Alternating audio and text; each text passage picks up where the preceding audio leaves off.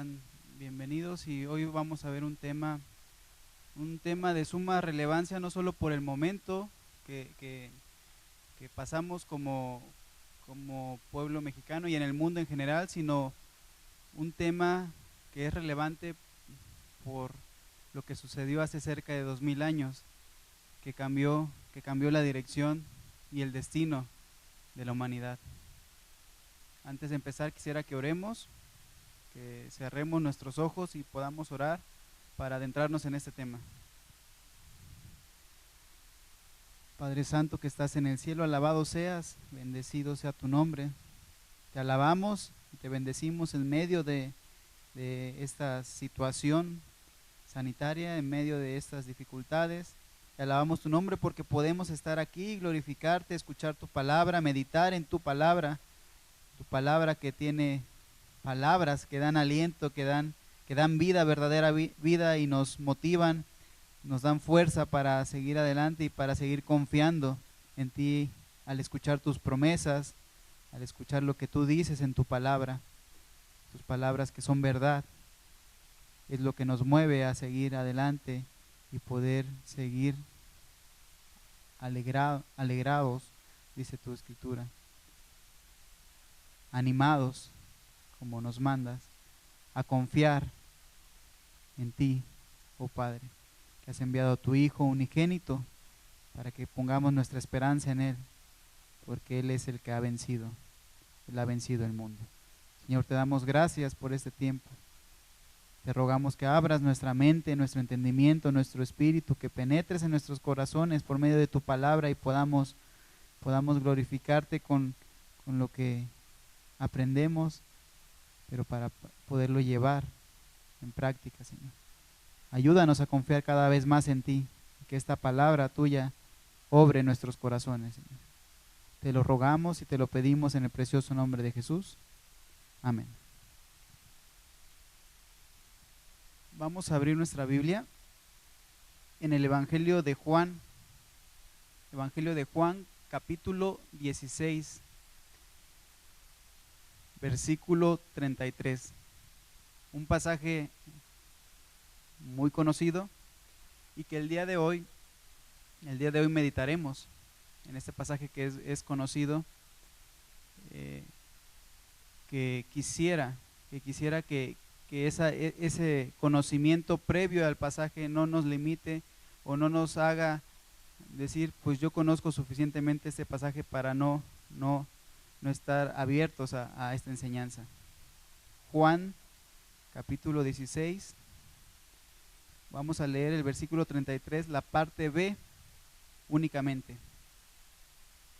Dice así: en el mundo tendréis aflicción, pero confiad, yo he vencido al mundo.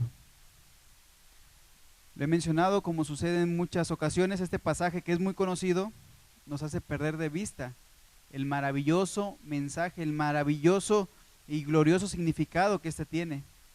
A veces pasamos por alto esto y lo leemos y lo escuchamos y no meditamos en el significado que tiene este texto.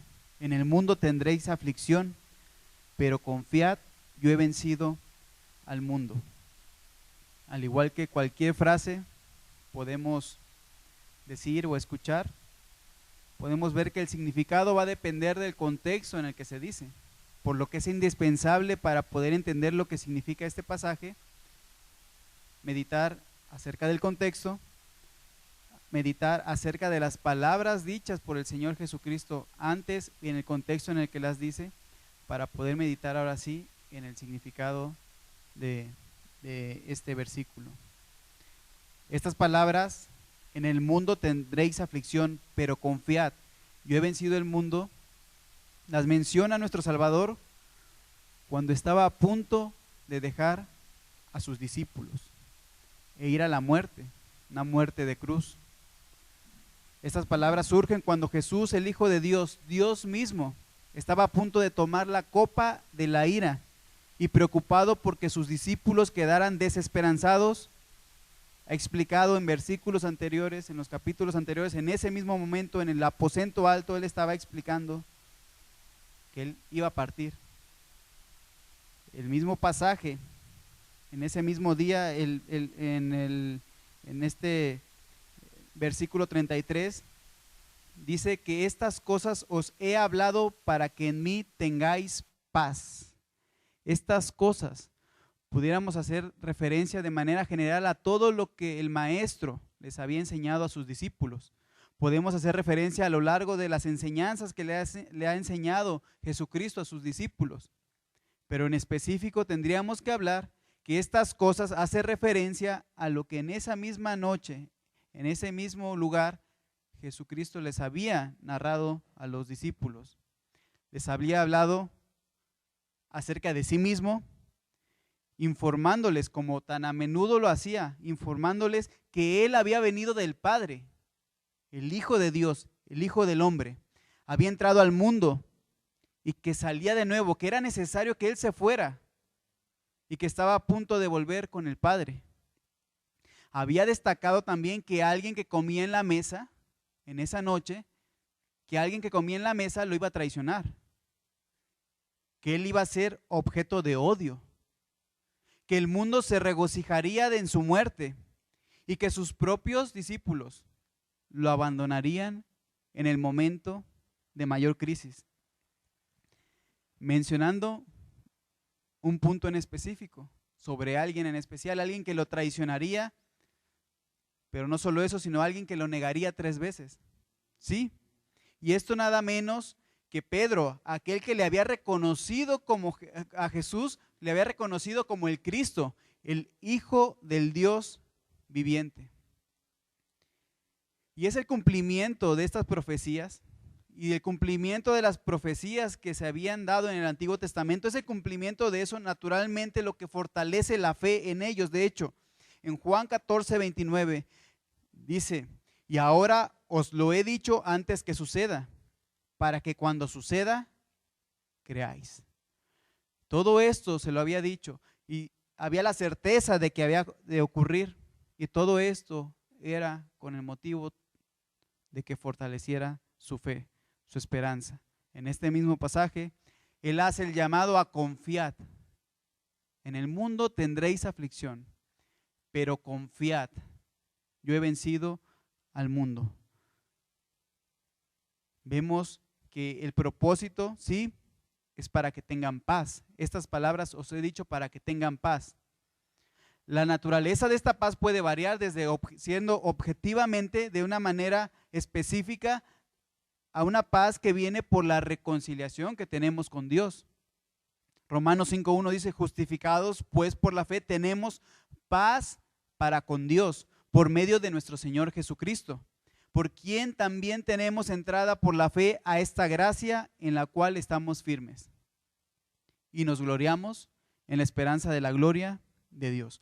O 2 Corintios 5:18, quien nos reconcilió consigo mismo por Cristo y nos dio el ministerio de la reconciliación. Entonces, hablamos de una paz, sí, estas palabras nos deben de traer paz de una manera especial porque habla de una paz de reconciliación con Dios por medio de Jesucristo, pero también de una paz subjetiva, es decir, de una seguridad y tranquilidad que debe haber, una conformidad o una paz reconfortante de la justificación, no separada de la misma paz que tenemos para con Dios, sino que viene como consecuencia de saber que hemos sido justificados, que hemos sido adoptados y que tenemos en Cristo una roca fuerte, porque Él nos ha tomado, Él nos ha adoptado. ¿Por qué? Porque Él es nuestro sumo sacerdote. En vista de este contexto, entonces podemos decir que el énfasis en este pasaje en especial pudiera ser que se refiere, que estas palabras os ha dicho para que tengamos paz, se refiere principalmente a esa paz de manera subjetiva, a ese confort que debe haber aún en medio de la tribulación, a esa tranquilidad que debe haber aún en medio de la dificultad. Y es ahí donde entramos a analizar este pasaje.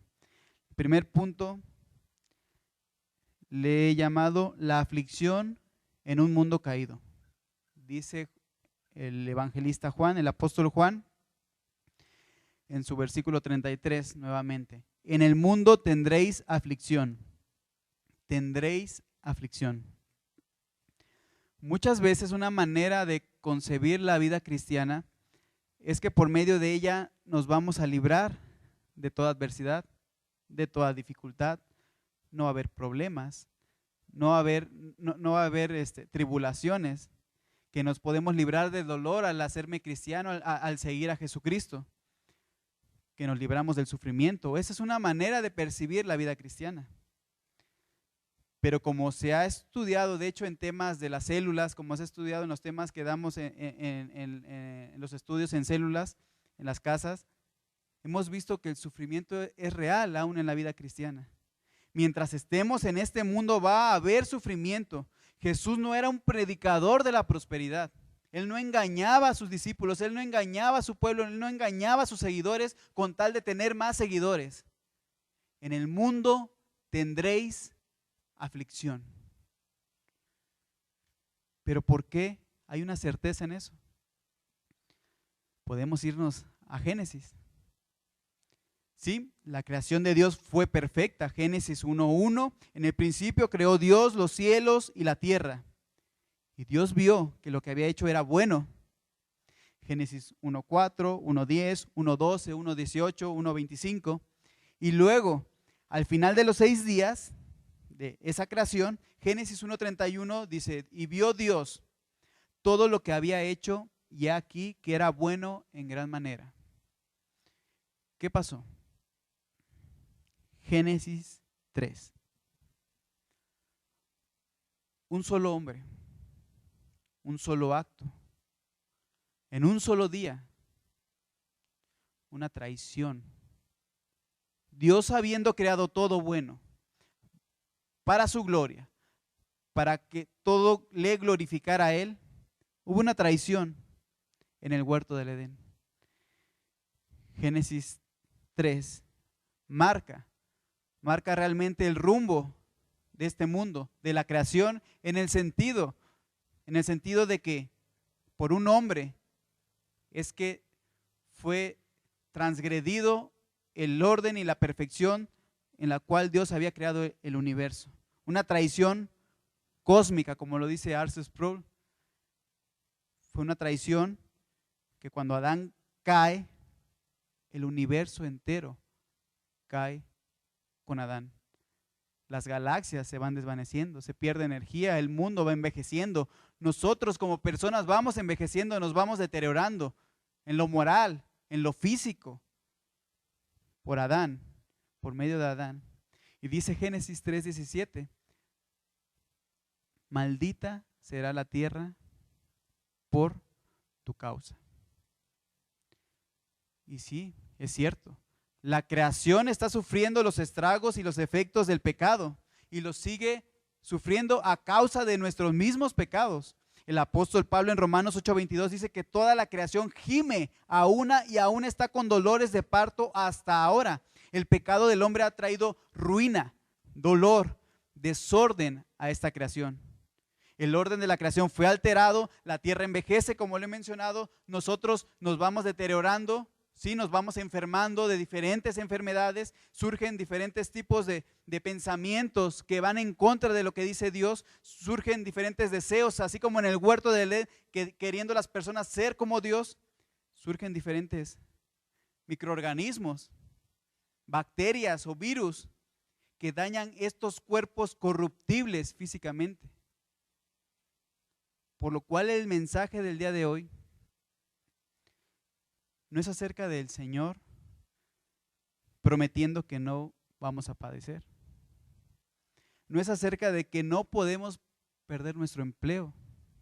No es acerca de que no podemos enfermarnos. No es lo que dice este pasaje. En el mundo tendremos aflicción. Y este mundo caído, la misma humanidad caída, hace que sí hay un sufrimiento de manera general, pero hay un sufrimiento de manera especial para los hijos de Dios, que cuando un creyente con hambre y sed de justicia va a sufrir aflicciones, cuando camine hacia ese llamamiento santo al cual ha sido llamado por medio de nuestro Señor Jesucristo. Si vemos de manera general que el sufrimiento y deterioro es parte de la vida, todos vamos a morir, todos tenemos pérdidas, pero hay un sufrimiento para aquellos que deciden seguir a Jesucristo, para los hijos de Dios.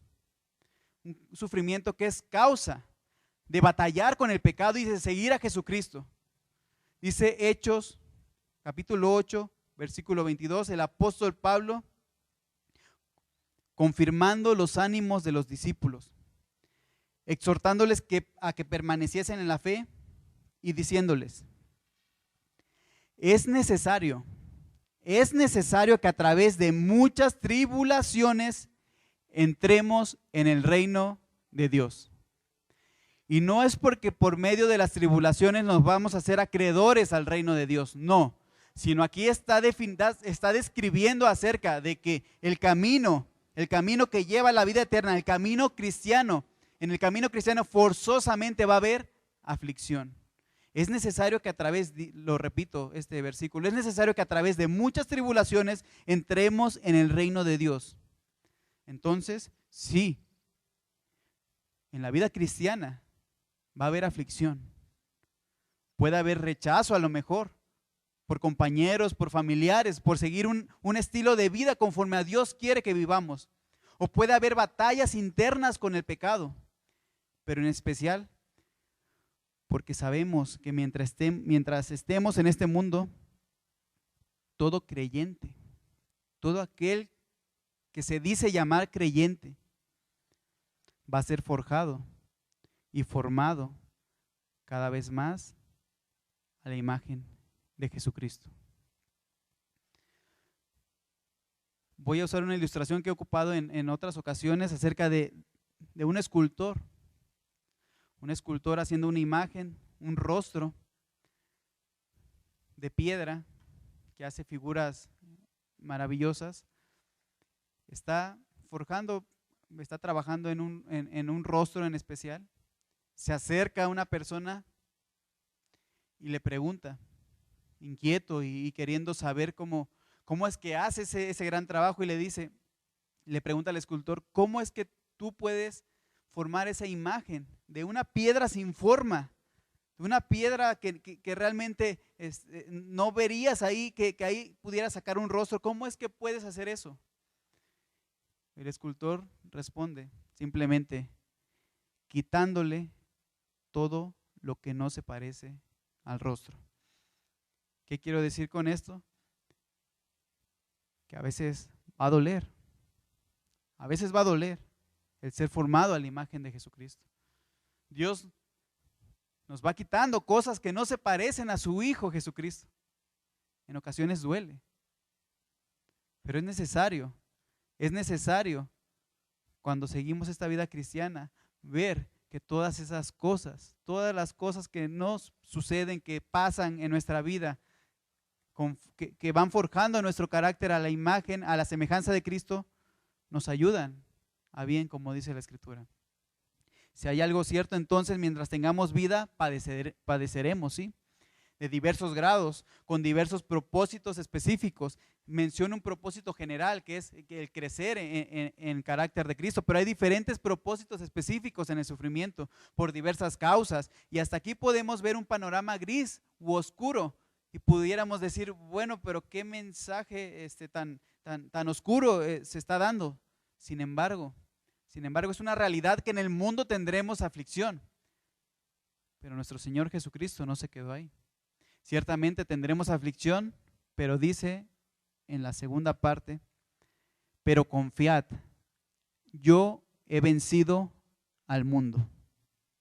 Un giro, un cambio de sentido en estas palabras que el Maestro da a sus discípulos. Pero confiad, yo he vencido al mundo.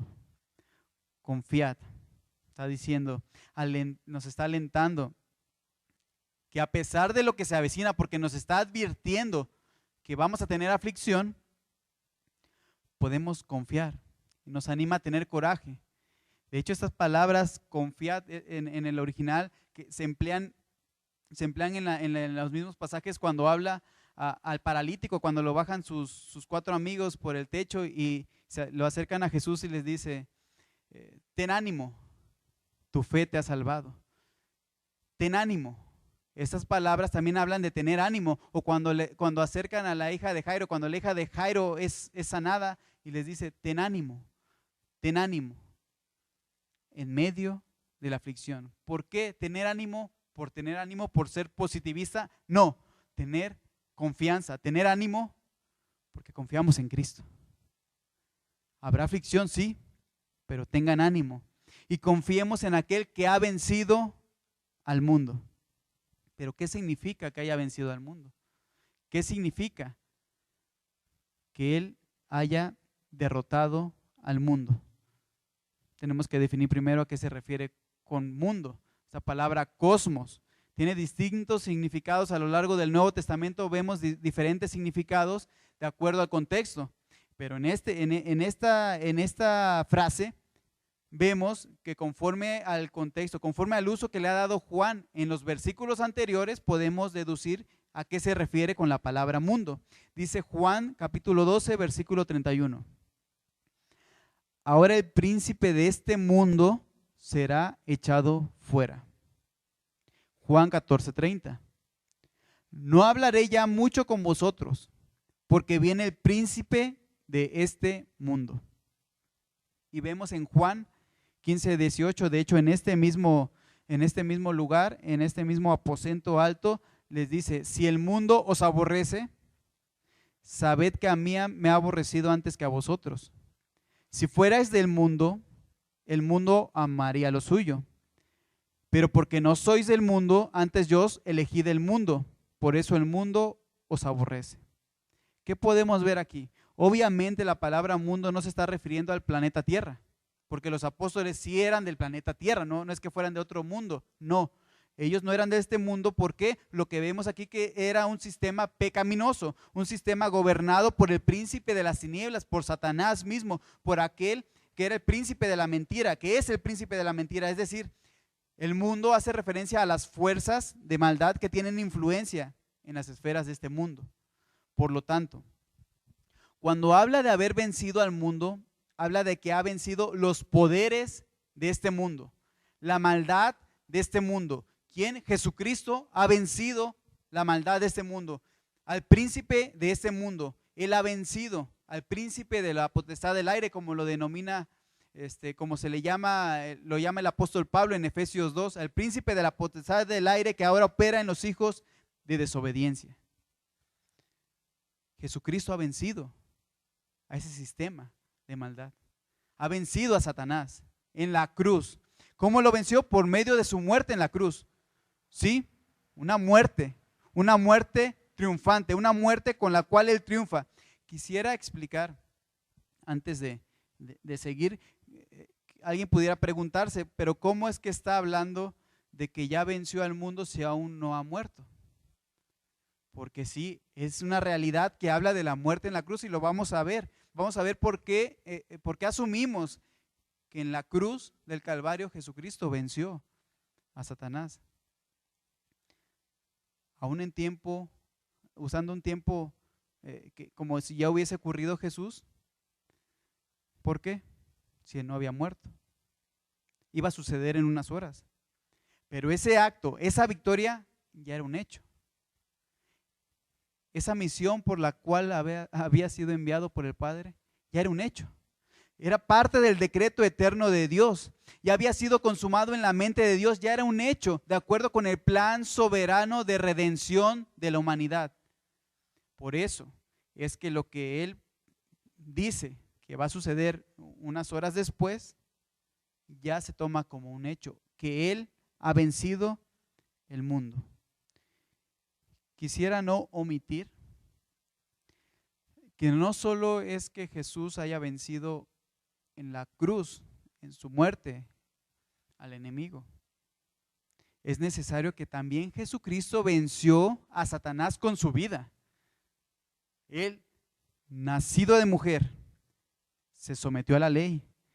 Vivió una vida de rigurosa obediencia a cada punto de todos los requisitos que Dios ha demandado a todo ser humano. Él fue tentado, recordemos que Él fue tentado por el maligno directamente en el desierto. Hebreos 4:15 menciona, porque no tenemos un sumo sacerdote que no pueda compadecerse de nuestras debilidades, sino uno que fue tentado en todo según nuestra semejanza, pero sin pecado.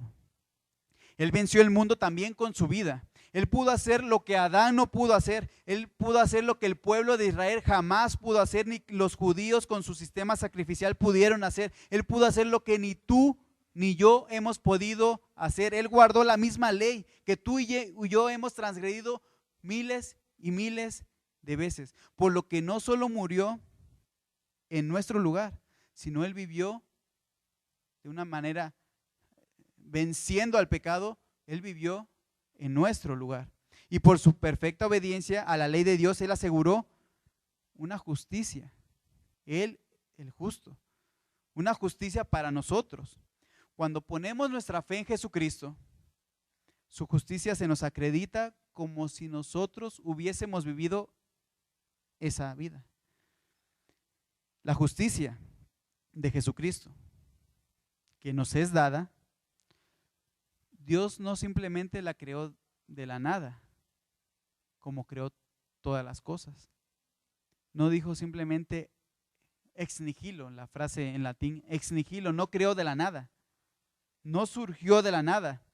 No solo habló de le voy a poner una justicia y va a tener una justicia este hombre. No, esa justicia que es depositada en nuestra cuenta deriva de la justicia real y verdadera de Jesucristo. Por lo cual, entonces, por medio de su vida, Jesús venció, ¿sí?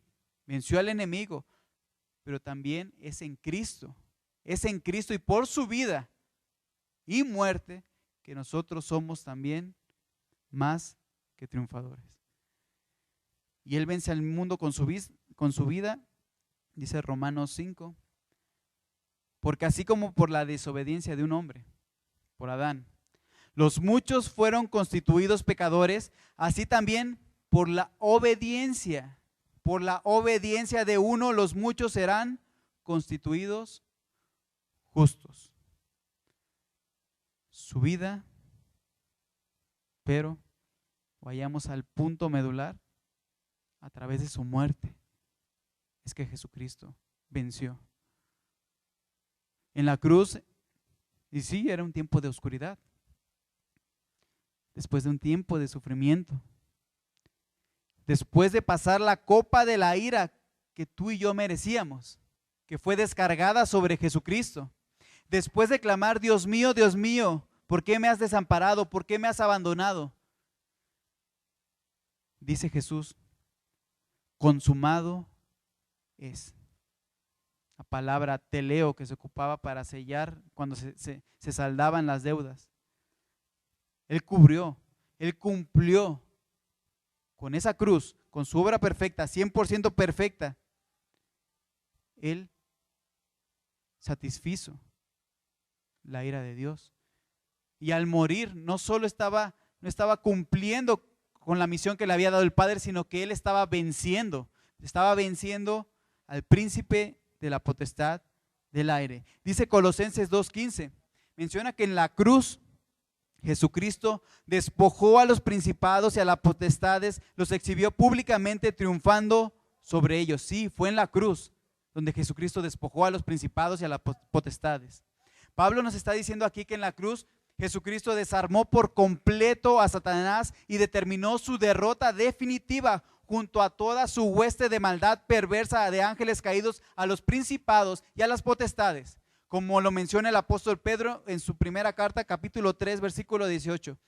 Muerto en la carne, sí, Jesucristo fue muerto en la carne, pero vivificado en espíritu. Versículo 19, en el cual también fue y predicó a los espíritus encarcelados, mientras su cuerpo yacía muerto.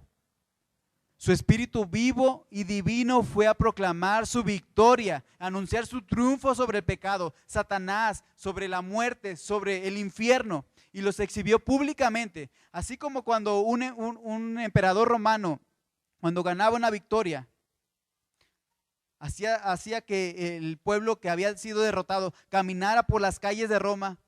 Jesucristo fue a proclamar su victoria y Cristo ganó la victoria sobre todas las fuerzas de maldad y huestes celestiales en la cruz del Calvario, derrotando aún todos los esfuerzos que el enemigo quiso poner para detener el plan divino de redención. Todo fue frustrado por medio de la cruz, de forma irreversible. Es por eso que si estamos en Cristo, somos llamados más que vencedores en Cristo. Sí, es solo por Él. En nosotros mismos somos más que perdedores porque nosotros no podemos vencer al enemigo, pero es en Cristo que nosotros podemos vencer. Y somos llamados más que vencedores. ¿Vencedores para qué? Vencedores ante el enemigo.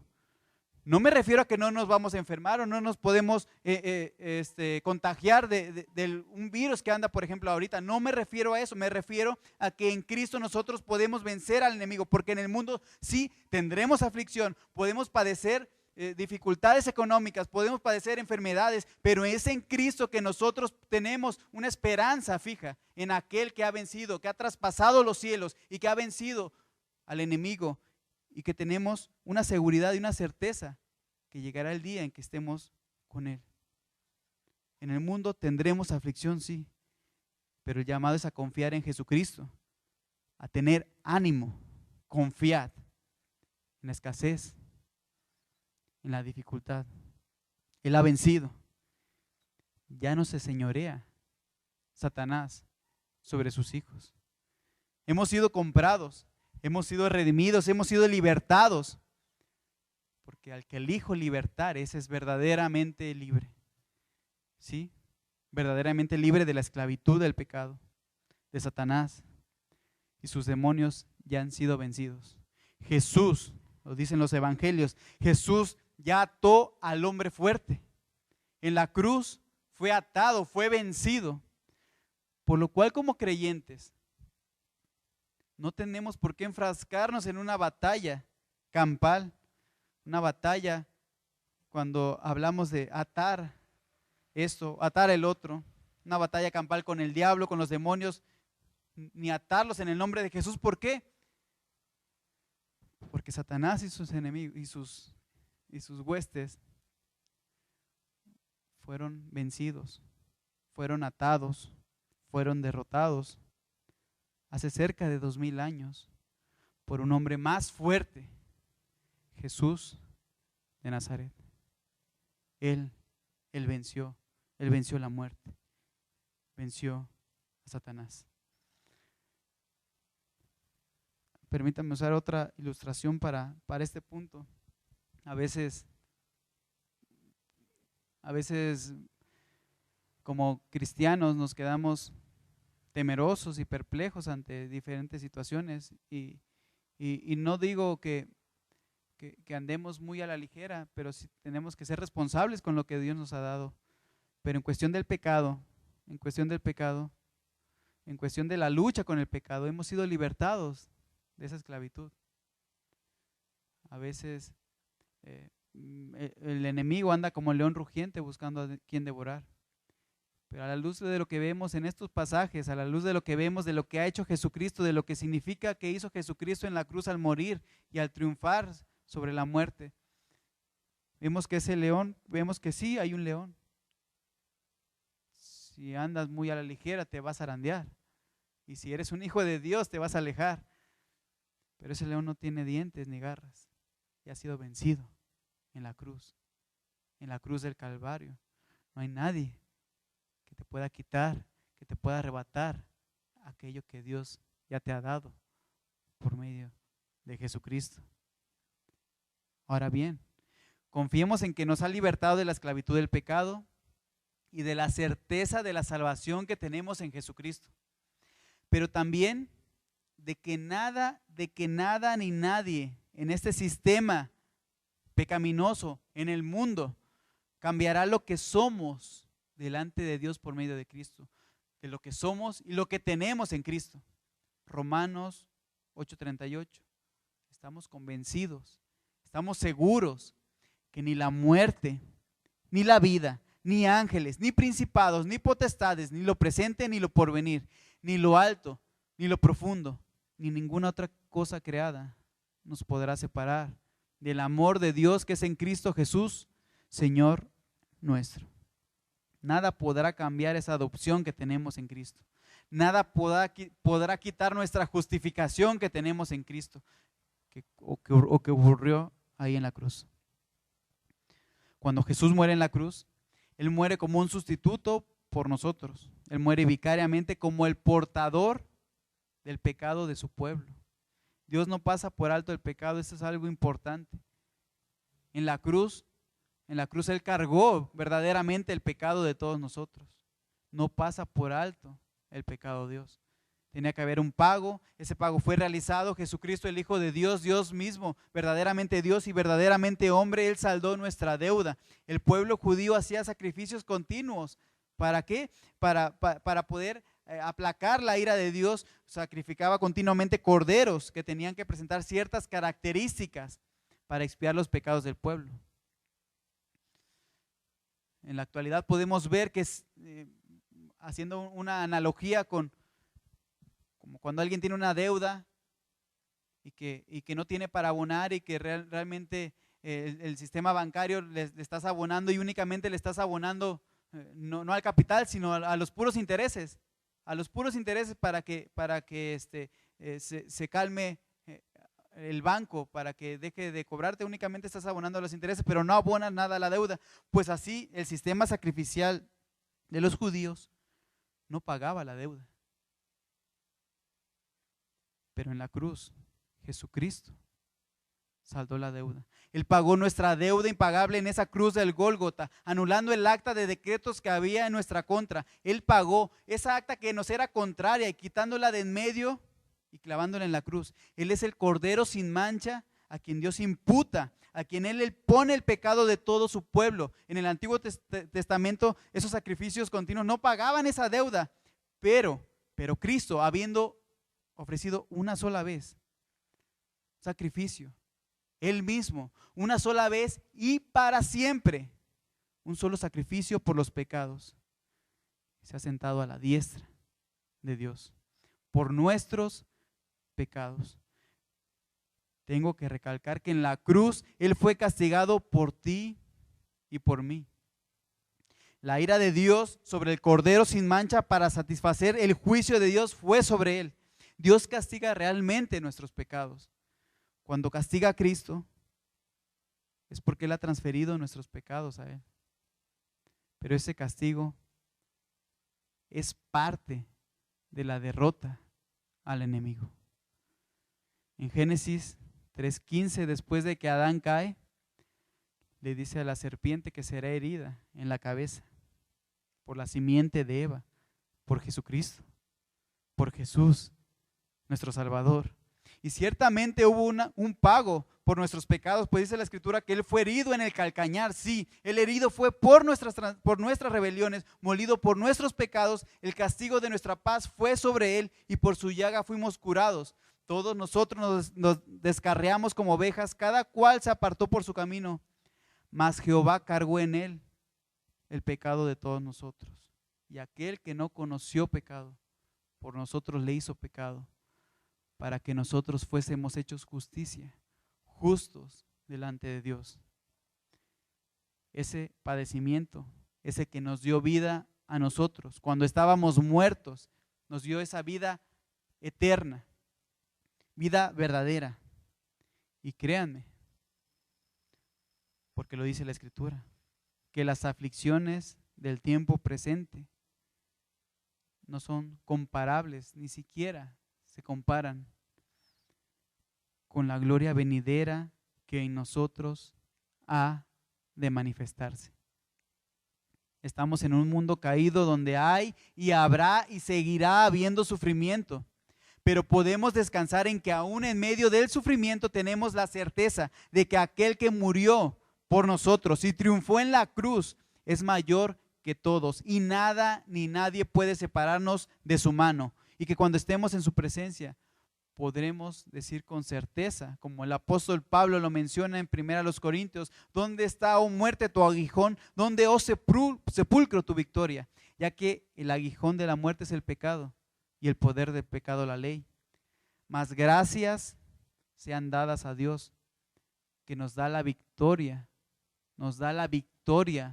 por medio de nuestro Señor Jesucristo. Esa pequeña frase, esta pequeña gran frase, en el mundo tendréis aflicción, pero confiad, yo he vencido al mundo, nos debe de animar y dar aliento para comprender que realmente la vida cristiana va a haber padecimientos, pero tenemos una esperanza firme y certeza en aquel que ha traspasado los cielos, que venció a la muerte con su vida, con su muerte y con su resurrección, que está sentado a la diestra del Padre. Confiemos y pongamos nuestra esperanza únicamente en aquel que ha vencido al mundo. Y antes de concluir, quisiera terminar no con una oración mía, quisiera leer esta oración, precisamente después de hablar, de decir esta frase, nuestro Señor Jesucristo. En el capítulo 17, Él hace una oración por su pueblo, por sus discípulos, por aquellos que le seguirían, por aquellos que tendrían aflicciones, pero que pondrían su confianza en Él. Permítame leer esta oración. Juan 17, 1. Estas cosas habló Jesús y levantando los ojos al cielo dijo: Padre, la hora ha llegado, glorifica a tu Hijo, para que también tu Hijo te glorifique a ti, como le has dado potestad sobre toda carne, para que dé vida eterna a todos los que le diste. Y esta es la vida eterna, que te conozcan a ti, el único Dios verdadero, y a Jesucristo, a quien has enviado. Yo te he glorificado en la tierra, he acabado la obra que me diste que hiciese. Ahora pues, Padre, glorifícame tú al lado tuyo, con aquella gloria que tuve contigo antes que el mundo fuese. He manifestado tu nombre a los hombres que del mundo me diste. Tuyos eran, y tú me los diste, y han guardado tu palabra. Habrán conocido que todas las cosas que me has dado proceden de ti, porque las palabras que me diste les he dado, y ellos las recibieron, y han conocido verdaderamente que salí de ti, y han creído que tú me enviaste. Yo ruego por ellos.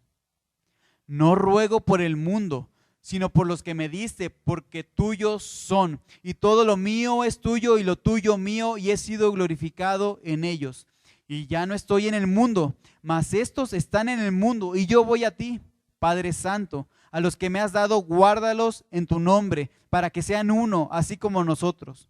Cuando estaba con ellos en el mundo, yo los guardaba en tu nombre. A los que me diste, yo los guardé, y ninguno de ellos se perdió, sino el hijo de perdición, para que la escritura se cumpliese. Pero ahora voy a ti, y hablo esto en el mundo, para que tengan mi gozo cumplido en sí mismo. Yo les he dado tu palabra, y el mundo los aborreció, porque no son del mundo, como tampoco yo soy del mundo. No ruego que los quites del mundo, sino que los guardes del mal. No son del mundo, como tampoco yo soy del mundo. Santifícalos en tu verdad, tu palabra es verdad. Como tú me enviaste al mundo, así yo los he enviado al mundo. Y por ellos yo me santifico a mí mismo, para que también ellos sean santificados en la verdad. Versículo 20. Mas no ruego solamente por estos, sino también por los que han de creer en mí por la palabra de ellos, para que todos sean uno, como tú, oh Padre, en mí y yo en ti, que también ellos sean uno en nosotros, para que el mundo crea que tú me enviaste. La gloria que me diste yo les he dado, para que sean uno, así como nosotros somos uno. Yo en ellos y tú en mí, para que sean perfectos en unidad, para que el mundo conozca que tú me enviaste y que los has amado a ellos como también a mí me has amado.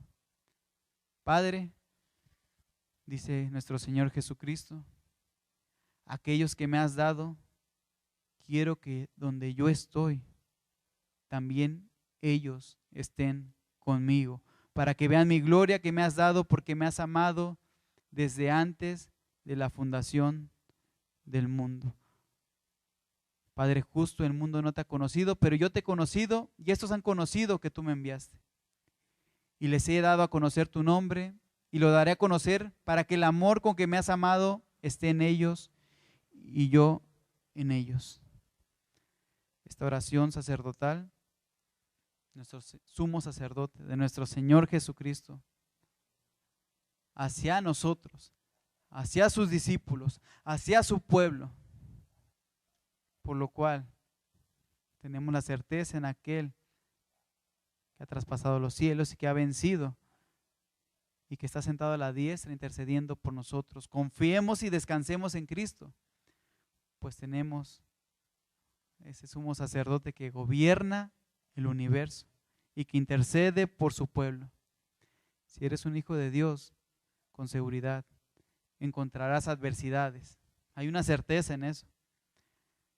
Pero ten ánimo, confía, pues nuestro Señor y Salvador afirma que no debes sorprenderte cuando vengan, pues en el mundo tendremos aflicción, pero confiad, Él ha vencido el mundo.